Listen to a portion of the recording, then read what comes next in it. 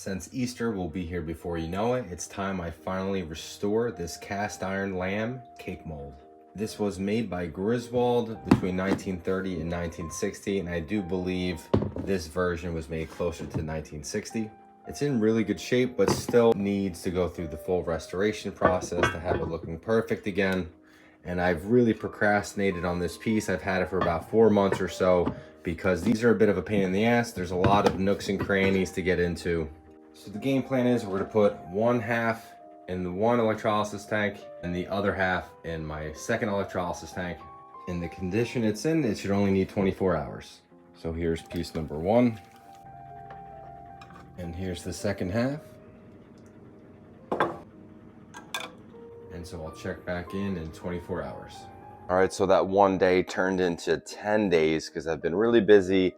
And to be honest, I really dread doing baking pieces. You can see all the old seasoning floating to the top of the tanks.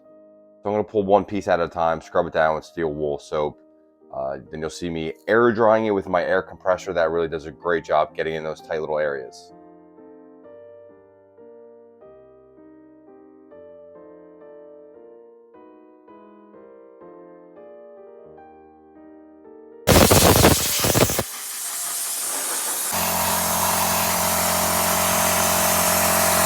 So now that the piece has been dried thoroughly, it's time to get it ready for the first round of seasoning. And like usual, I'm using my seasoning and maintenance compound because it is the best.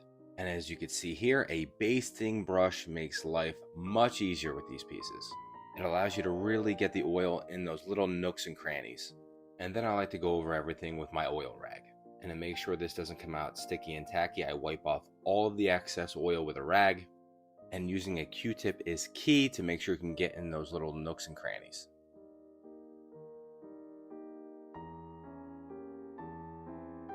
And then I repeated the same process for the other half of the mold.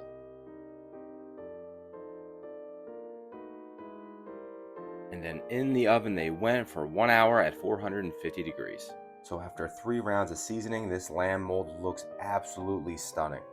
Again, baking pieces are always a pain to restore, but this one was absolutely worth it. It's another wonderful piece of history restored.